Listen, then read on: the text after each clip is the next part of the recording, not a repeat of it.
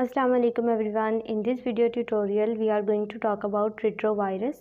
तो पहले तो हम देख लेते हैं कि जो वायरस है वो क्या होता है। वायरस हमारे पास ए सेलुलर इन्फेक्शियस एंटिटी है जिसके जीनोम में आरएनए भी मौजूद हो सकता है और डीएनए भी।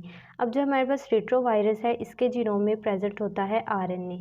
इसके अलावा इसके पास रिवर्स ट्रांसक्रिप्टेज एंजाइम मौजूद होता है। इस एंजाइम का दूसरा नाम है आरएनए डिपेंडेंट डीएनए पॉलीमरेज। ठीक है, इस एंजाइम ने क्या करना होता है कि इसने रिवर्स ट्रांसक्रिप्शन करवानी होती है। जैसे हमारे पास सेंट्रल डॉग्मा ऑफ बायोलॉजी के अकॉर्डिंग जो हमारे पास डीएनए है इससे बनता है आरएनए और जो आरएनए है इससे बनती है प्रोटीन। ये हमारे पास जो नॉर्मली प्रोसेस है वो ऐसे होता है, लेकिन जो रिवर्स ट्रांसक्रिप्टेज है वो क्या करता है, आरएनए से डीएनए की कॉपी बना सकता है, मतलब ये प्रोसेस को रिवर्स कर सकता है। इसी वजह से, इस एबिलिटी की वजह से इस एंजाइम का नाम रिवर्स ट्रांसक्रिप्टेज और इस वायरस को हम रेट्रोवायरस कहते हैं क्योंकि ये रिवर्स ट्रांसक्रिप्शन करवा सकता है। अब इसकी एग्जांपल हमारे पास है ह्यूमन इम्यूनो डेफिशिएंसी वायरस। इस वायरस के पास भी क्या होता है कि आरएनए की 2 कॉपीज़ मौजूद होती हैं जो कि आरएनए से डीएनए की कॉपी बनाती हैं। ठीक है, और वो आगे जाके जो होस्ट सेल का न्यूक्लियस है उसके अंदर मौजूद क्रोमोसोमल डीएनए है उसके साथ जाके इंटीग्रेट हो जाती हैं। इसकी वजह से जो हमारे पास डिजीज़ होती है उसका नाम है acquired immuno deficiency syndrome. Acquired immuno deficiency syndrome में क्या होता है, जो हमारा इम्यून सिस्टम है वो क्या हो जाता है, फेल हो जाता है, वो बिल्कुल इम्पेयरमेंट आ जाती है उसके अंदर। जिस पर्सन में ये इम्यून सिस्टम वीक हो जाता है वो किसी भी बीमारी के लिए ससेप्टिबल होता है, मतलब उसे कोई भी डिजीज़ है अगर, तो वो उसके लिए मोर ससेप्टिबल होगा एक ले पर्सन के मुकाबले में।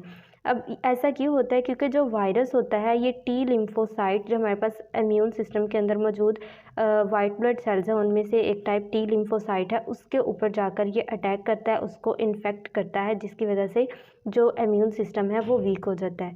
अब ये हमारे पास स्ट्रक्चर है रेट्रोवायरस का। इसके स्ट्रक्चर में आप देखें, सबसे पहले हमारे पास ये एक कॉपी और ये दूसरी कॉपी, 2 कॉपीज़ मौजूद होती हैं आरएनए की। ठीक है, आरएनए के 2 स्ट्रैंड्स मौजूद होते हैं। अब ये जो हमारे पास आरएनए जीनोम है ये कवर होता है एक प्रोटीन कोट में और इसको हम कहते हैं कैप्सिड। और इसके अलावा यहाँ पर आपको ये 3 एंजाइम्स नज़र आ रहे होंगे। ठीक है, एक एंजाइम हमारे पास होता है रिवर्स ट्रांसक्रिप्टेज एंजाइम, दूसरा है प्रोटीएज एंजाइम और इंटीग्रेज एंजाइम। इन एंजाइम्स के फंक्शन भी हम देखेंगे जब हम इसके रेप्लिकेशन के मैकेनिज्म को स्टडी करेंगे।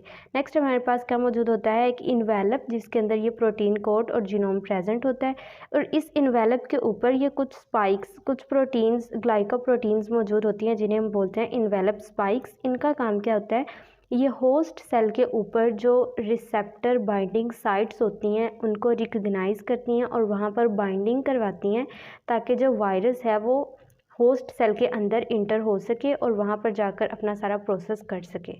अब अगर हम इसकी डायग्राम की बात करें, अब ये हमारे पास होस्ट सेल है जिस पर जो है वायरस ने अटैक किया। अब ये देखें, ये हमारे पास होस्ट सेल की सेल मेम्ब्रेन है और यहाँ से ये जो वायरस है जब उसने अटैक किया है तो वायरस का जो इन्वेलप है वो और जो सेल मेम्ब्रेन है ये दोनों हो जाते हैं फ्यूज़।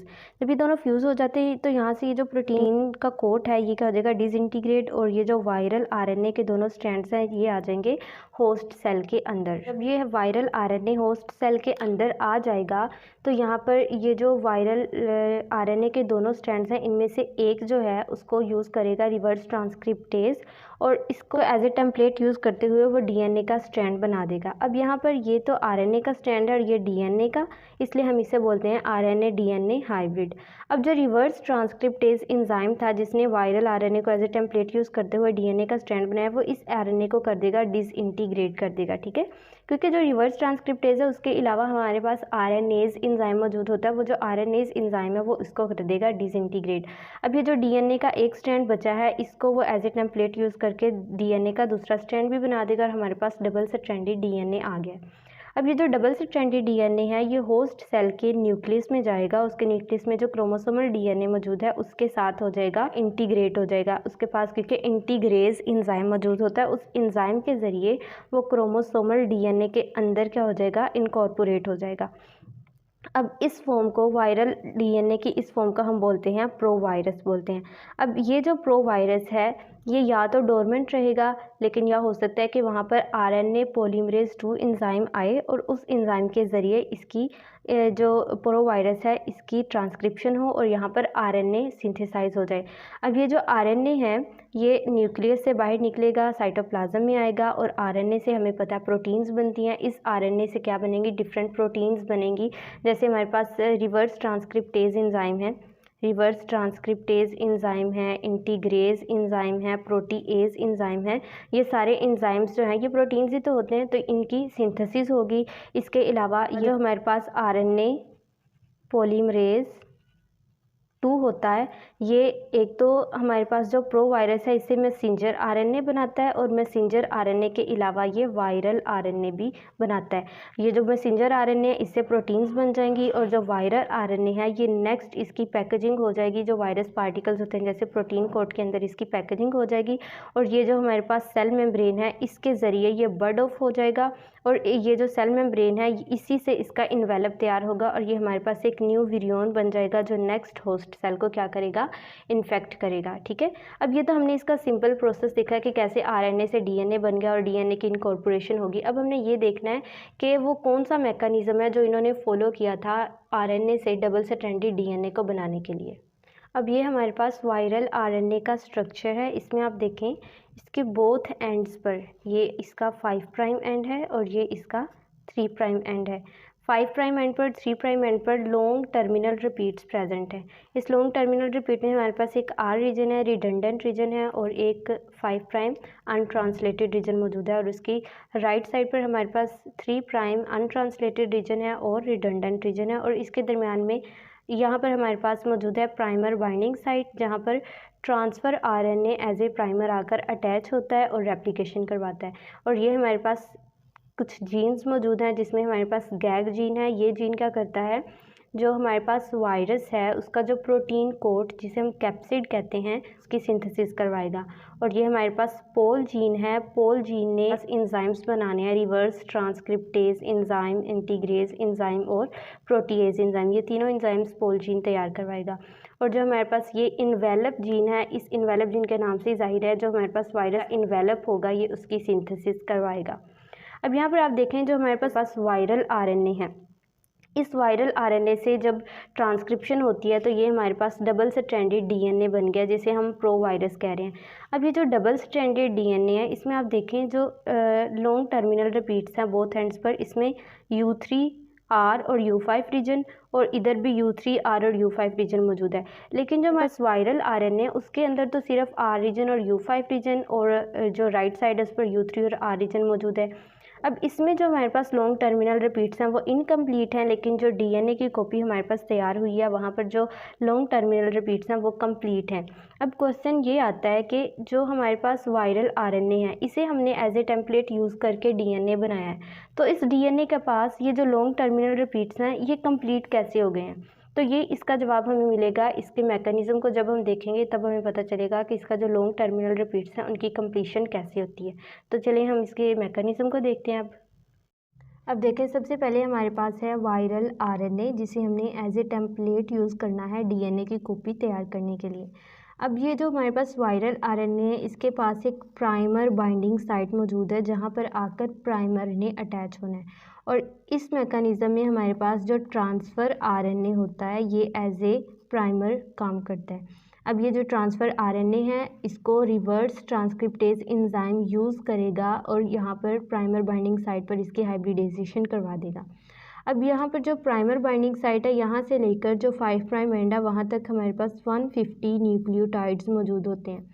अब यहाँ से जब DNA की सिंथेसिस होगी तो वो भी कितनी होगी, सिर्फ 150 न्यूक्लियोटाइड्स की सिंथेसिस होगी और इस प्रोसेस में हमारे पास सिर्फ DNA का एक शॉर्ट फ्रेगमेंट बन रहा है, इसे हम बोलते हैं स्ट्रॉन्ग स्टॉप DNA, क्योंकि इसके बाद जो DNA की सिंथेसिस है वो स्टॉप हो जाएगी क्योंकि आगे टेम्पलेट तो बचा नहीं है, जहाँ तक वो टेम्पलेट के न्यूक्लियोटाइड्स मौजूद है वहाँ तक उसकी सिंथेसिस हो जाएगी। तो ये तो हमारे पास हो गया पहला स्टेप जिसमें हमारे पास ये 5 प्राइम एंड जो था वायरल RNA का वहाँ तक DNA की सिंथेसिस हो जाएगी। ठीक है, अब इस स्टेप का हम नाम क्या रखेंगे, synthesis of strong stop DNA। ठीक है, अब नेक्स्ट हमारे पास क्या होगा, जो रिवर्स ट्रांसक्रिप्टेज है, इसके अलावा वायरस के पास कुछ एंजाइम्स मौजूद होते हैं, जिनमें से एक है आरएनएज एच एंजाइम। अब जो आरएनएज एच एंजाइम है वो क्या काम करता है, जहाँ पर भी आरएनए डीएनए का हाइब्रिड मौजूद होता है वहाँ से आरएनए के पोर्शन को वो रिमूव कर देता है। अब ये हमारे पास आरएनए डीएनए का हाइब्रिड मौजूद है।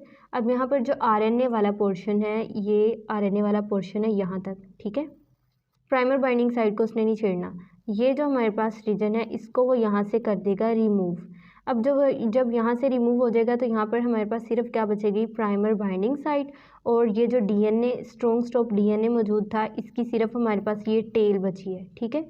अब यहाँ पर ये जो हमारे पास डीएनए की टेल है इसके पास आर रीजन और U5 रीजन मौजूद है, जो कि इस वायरल आरएनए के राइट साइड है, वहाँ पर U3 रीजन और R रीजन मौजूद है। इस R के साथ ये क्या करेगी, हाइब्रिडाइजेशन करेगी। मतलब अब ये जो हमारे पास हाइब्रिडाइजेशन होनी है ये दो तरह से हो सकती है। या तो ऐसा हो कि ये जो डीएनए हमारे पास मौजूद है ये यहाँ से मूव करे और इस R के पास आ जाए, या ऐसा हो सकता है कि ये जो हमारे पास आरएनए है ये लूपिंग करे और लूप बनाकर इस जो डीएनए का रीजन है इसके पास आ जाए और यहाँ पर आकर हाइब्रिडाइजेशन कर ले। लेकिन जो हमारे पास बेसिक प्रिंसिपल है वो यही कहता है कि जो हमारे पास डीएनए है वो मूव कर सकता है, तो जो हमारे पास डीएनए है वो मूव करता हुआ इसके पास आ जाएगा और इस आर रीजन के साथ कर लेगा हाइब्रिडाइजेशन, जैसे कि नेक्स्ट स्टेप में हो रहा है। ये हमारे पास है वायरल आरएनए, और यहाँ पर ये जो हमारे पास डीएनए की टेल मौजूद थी जो कि यहाँ पर मौजूद होनी चाहिए थी, वो किस साइड पर आ गई है, उसकी राइट साइड पर आर रीजन के साथ उसने कर लिया हाइब्रिडाइजेशन, ठीक हो गया। इसे हम बोलेंगे फर्स्ट जंप, ठीक है। अब फर्स्ट जंप के बाद क्या होगा, ये जो हमारे पास डीएनए का फ्रेगमेंट है ये एज ए प्राइमर काम करेगा और वायरल आरएनए को एज ए टेम्पलेट यूज़ करते हुए पूरा स्ट्रैंड बना देगा। अब नेक्स्ट स्टेप में हमारे पास देखें ये क्या हुआ है, यहाँ से हमारे पास पूरा स्ट्रैंड बन गया है, ठीक है। अब एक बात और नोट करने वाली है, यहाँ पर ये देखें जो हमारे पास राइट साइड थी वायरल आरएनए की, यहाँ पर U3 रीजन था और R रीजन मौजूद था, लेकिन जब यहाँ पर डीएनए जंप करके आ गया उसके पास U5 रीजन और R रीजन था जो कि लेफ़्ट साइड से आया था। अब इसने जब यहाँ से कॉपी तैयार कर ली तो यहाँ से U3 रीजन भी बन गया। अब ये जो हमारे पास लॉन्ग टर्मिनल रिपीट है राइट साइड पर वो कंप्लीट हो गया, क्योंकि लॉन्ग टर्मिनल रिपीट के पास U3 रीजन, R रीजन और U5 रीजन होना चाहिए, तीनों रीजन हमारे पास बन गए हैं। तो हम कह सकते हैं कि जो हमारे पास राइट साइड पर लॉन्ग टर्मिनल रिपीट है उसकी जो रेप्लिकेशन है वो कंप्लीट हो गई है, ठीक है। ये देखिए अब हमारे पास पूरा स्ट्रैंड बन गया है। अब ये हमारे पास आरएनए का स्ट्रैंड है और ये डीएनए का स्ट्रैंड है। अब फिर हमारे पास आरएनएज एच एंजाइम आएगा, वो देखेगा जहाँ पर आरएनए डीएनए हाइब्रिड मौजूद होगा वहाँ से आरएनए को रिमूव कर देगा। अब नेक्स्ट स्टेप में हमारे पास क्या हुआ, यहाँ पर जो आरएनए का मोस्ट ऑफ पार्ट है आरएनए का वो उसने रिमूव कर दिया, सिर्फ छोटा सा स्मॉल पीस आरएनए का रह गया। अब ये जो स्मॉल पीस आरएनए का है ये फिर एज ए प्राइमर काम करेगा और ये यहाँ से जो है वो सिंथेसिस करेगा डीएनए को एज ए टेम्पलेट यूज़ करते हुए। यहाँ से U3 रीजन बनेगा, R रीजन, U5 रीजन और प्राइमर बाइंडिंग साइट है उसकी भी सिंथेसिस होगी। ये देखिए यहाँ से U3, R, U5 और प्राइमर बाइंडिंग साइट जो है उसकी सिंथेसिस हो गई है, ठीक है।